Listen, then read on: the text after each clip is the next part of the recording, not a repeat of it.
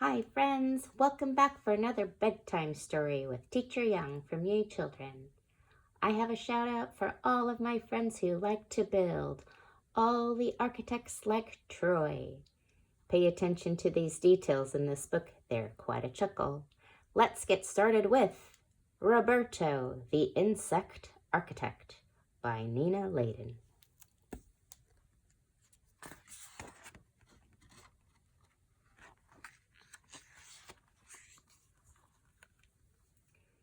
Even when Roberto was little, he went against the grain. Like most termites, he melted over maple and pined for pine. Oak was okay too, but Roberto didn't eat his food. He played with it.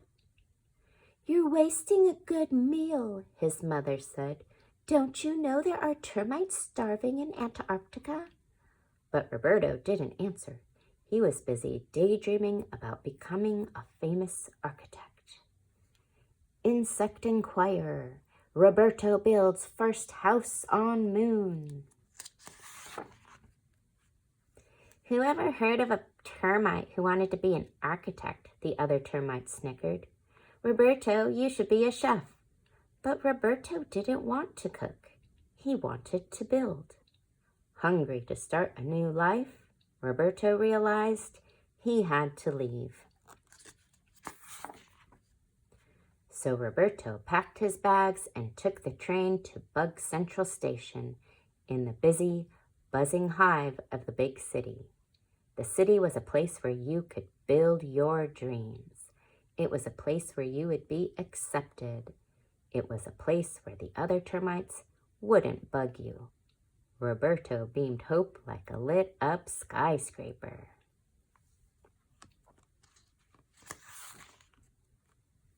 But hope didn't come cheap in the big city. Neither did a place to live. Roberto had no choice but to rent a room in a flea bag hotel run by a nervous tick. He shared the room with a family of bedbugs. Roberto introduced himself. Then he built the bedbugs their very own beds.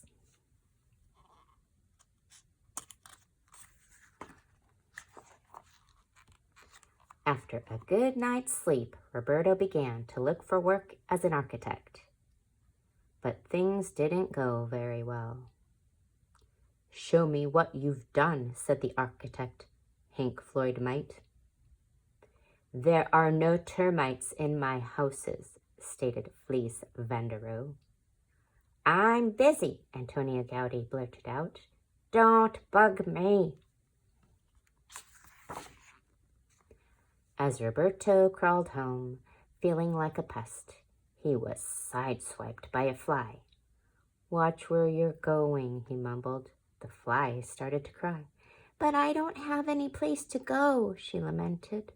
Roberto wanted to comfort her, but he was nearly nailed by a carpenter ant trying to fix a rickety shed. Then out of nowhere, Roberto was almost run over by a stampede of roaches being chased from a diner. And suddenly a frantic ladybug flew into his arms. "My house is on fire and my children are gone," the ladybug cried. Roberto could see that he wasn't the only bug with problems. In fact, his problems didn't seem so big after all. Roberto wished he could do something for the others. But what could one termite do? "A lot of damage," Fleece Vanderoe had told him. "I'll show old Fleas what this termite can do. I'll show them all," said Roberto.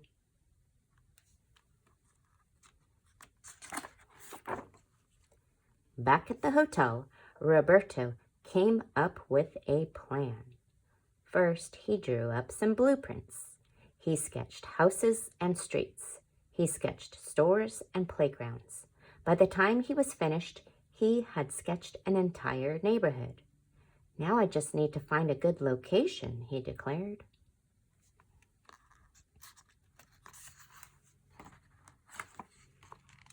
Roberto searched all over the city for the perfect site. He finally found an abandoned, run-down block of crumbling buildings. It was a total mess. There were piles of old wood and garbage everywhere. It was just what he was looking for. Roberto hammered and nailed. He sawed and sanded. He worked day and night. Like a magician, he transformed the block of junk into a street of extraordinary homes. Each one was a work of art. But Roberto didn't sign his artwork. Instead, he anonymously sent the keys to the new owners. Then he rolled up his plans and went home. Some very surprised bugs went home too. Tudor, the fly with no place to go, buzzed with delight. "I am a housefly again," she declared. Then Grant, the carpenter ant, arrived. He dropped his tool belt on the porch. "Now I can have a real workshop," he beamed. The roaches were the next ones on the scene. "You won't find us sleeping in salads anymore," they rejoiced. Finally, Dottie, the ladybug, and her children moved into their new lair. "It's perfect," she sighed. "It's fireproof."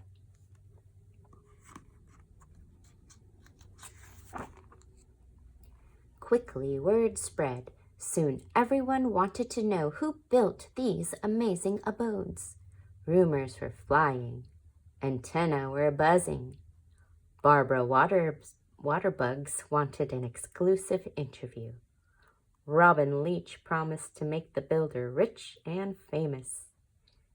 Stephen Shieldbug wanted the movie rights.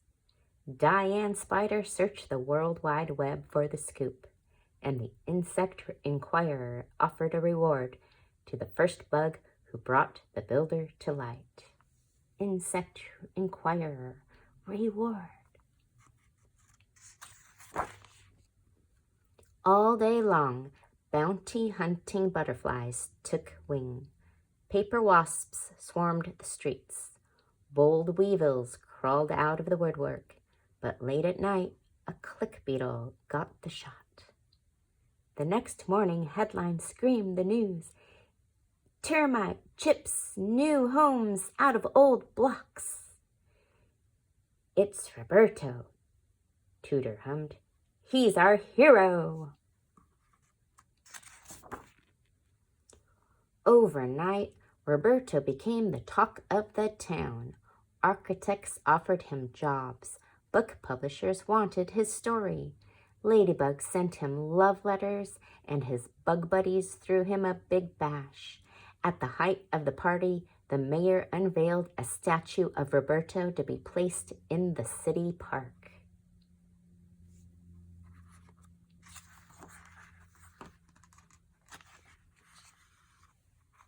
Roberto built his dream. He opened his own company and became the most famous architect in the insect world. Students studied him in school. Some of his houses even became museums. But best of all, when little termites play with their food, now their parents say, "Be creative." Maybe someday you'll grow up to be just like Roberto. Insect Inquirer Extra. Roberto builds first house on Mars. The end.